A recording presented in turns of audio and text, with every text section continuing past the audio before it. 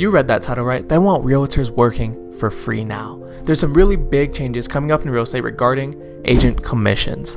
And now the people are wondering, do I still have to pay my lazy, good for nothing real estate agent? Hi YouTube, I'm Kareem Howard, your go-to licensed realtor with Dearlock Homes. On this YouTube channel, post community tours, property tours, market updates, anything revolving around Colorado real estate. So if that's something you're interested in, please feel free to subscribe. And if you are looking to buy or sell at any point within the next year, I would absolutely love to help you out. Let's get into this juicy topic. Everyone is hearing about the NAR lawsuits, and if you don't know what NAR stands for, it is the National Association of Realtors. And so throughout the rest of this video, I'm just going to call them NAR, but now you know. When you go to sell your home, a lot of people thought you have to list your home at 6% with the agent in order to sell, and they pretty much thought that this was a standard. Half of that 6% goes to a buyer's agent and half of that 6% goes to the seller's agent. Now this is a big issue because a lot of homeowners thought this was a standard set by NAR. You list your home, you have to list at 6%. But that's just not the case. So pretty much the whole point of this NAR lawsuit is they want to make it as apparent as possible to homeowners and anyone looking to get into real estate that agent commissions are always fully negotiable. Now the crazy thing is that agent commissions has always been negotiable ever since I've gotten into real estate, and I'm sure many years before that. And what I mean by that is when you go into a listing appointment, when me as a seller's agent comes to meet with the seller, we talk about like how much money they want to make, what the list price is, and then I always talk about commission and we negotiate on a good price to come to a good agreement for both of us. There's always money like marketing money, time money, like you're putting so much marketing effort into it. So a lot of the time the seller's agent is going to get paid a little bit more than the buyer's agent, but you still negotiate all of this within the contract. And something that I know bad agents do, and I've seen it many times, I've heard these conversations, is they'll go into these listing appointments and they'll autofill within the contract that they get 6% automatically. And so the seller looks at it, they're like, hey, what's this 6%? And they're like, oh, it's just the standard that everyone in the industry does. I pay half buyer's agent, half seller's agent. It's just what we have to do. It's the standard. And then the seller, 9 times out of 10, are like, okay, I guess that's the standard. I guess that's what we have to do. Or they're like, wait, we need to talk about this. And so I think enough people were sitting there and they're like, we need to talk about this, done with those conversations, and that's when we started getting the settlement.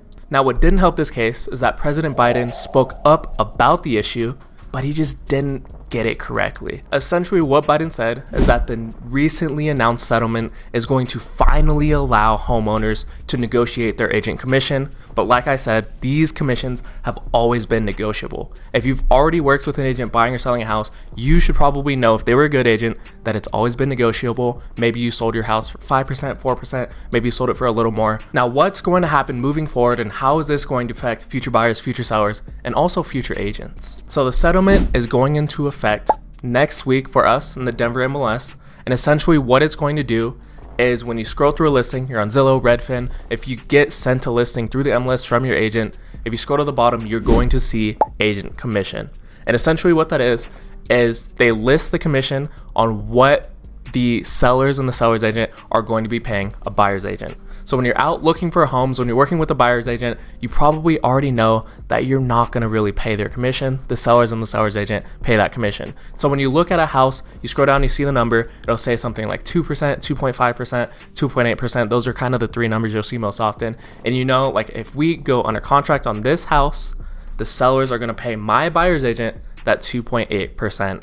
But now, fully scraped off of every real estate website. And so I kind of get the point of this. I think the point is that NAR doesn't want to make it seem like commissions are set. When it's listed on the website, it might make it seem like, oh, me as a seller, I have to pay the buyer's agent 2.8 because everyone else is paying it.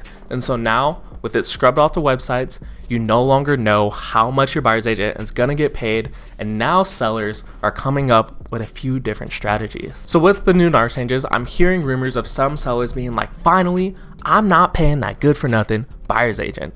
And so instead of listing their home for, let's say, 6%, or 3.2 goes to the listing agent, 2.8 goes to the buyer's agent, some sellers are thinking, maybe I just list my home for 3% and I only pay the listing agent and I'm not going to pay that buyer's agent. Now, I think that this is just shooting yourself in the foot. And it's going to be pretty similar to listing your home for sale by owner. 90% of people, when looking for a house, have a buyer's agent. And the buyer's agent helps you negotiate contracts, find the places, do all the inspection, make sure that everything is high and tight, just fully explain everything that you probably don't understand. And when everyone is working with the buyer's agent, we are so used to having the seller's agent pay the commission. And so if you're a seller listing your home and you're not willing to pay the buyer's agent, then that means you're asking the buyers to pay their buyer agent. And a lot of the time, buyers, first-time home buyers, they don't have a lot of money. So they're already putting money to go down on the house, putting money for closing costs. And now these people are going to have to pay their buyer's agent, which means things are going to get expensive. So what they're going to want to do is, maybe if this home is like, hey, we're not going to pay your buyer's agent, you let the buyer's agent know, like, hey, I don't think this home is going to pay you. Let's just see another house. And I think that's what's going to happen. Why I say it's like shooting yourself in the foot, because if you're not offering compensation like this to people already working with the buyer's agent and trying to force them to pay it, it might just end up letting you get way less attraction, way less views. Not that many people are going to want to share your house, because how many people do you know are looking for a house by themselves? No agent. They're willing to write contracts. They're willing to go run through appraisal, inspection report, all of that by themselves with no knowledge. That's just not something you do. Now, this is a really big deal for realtors, just taking off the MLS conversation.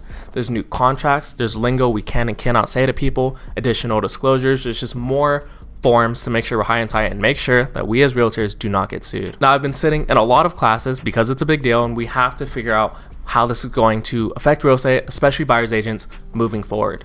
And a lot of people are complaining, and it honestly doesn't make sense to me, because pretty much the biggest change happening right now is we're not advertising how much the buyer's agent is going to get paid. So before you go show your buyers, all you have to do, you send an email, or what I would do, you call them, you say, hey, Kareem Howard Girl Homes, I'm showing your listing at 1:30 with my buyers. I just want to make sure, how much are you guys paying the buyer's agent?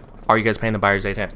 Go into a conversation. That's all you have to do. So if you're showing 5 listings, you make 5 phone calls, send 5 emails, whatever you have to do, just to make sure that you know if they're going to be paying the buyer's agent. And if they're not going to be paying the buyer's agent, then you can talk with your buyers and be like, hey, they're not going to be paying the buyer's agent. We need to talk about like how I'm going to get paid moving forward, if it comes out of you, if we can negotiate with them, etc., etc. Now, the good news is I think all of these changes, all the contracts, disclosures, extra work, calling, I think all of this is going to weed out the really bad agents. And me, as a real estate agent, there is too many real estate agents out in Denver, out in the world. And so I love when things like this happen and it gets to weed out the bad agents, send them home, go do something else. Real estate has a really, really high churn rate.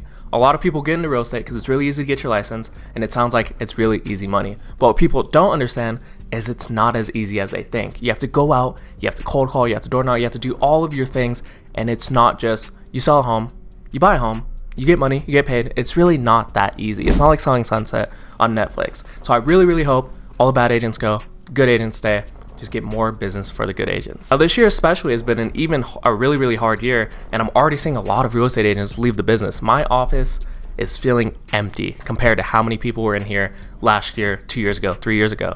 And the reason is, one, it's a hard market. We have high interest rates. It's an election year, so it's going to be hard for people. People are losing their job, and so it's a really tough economy.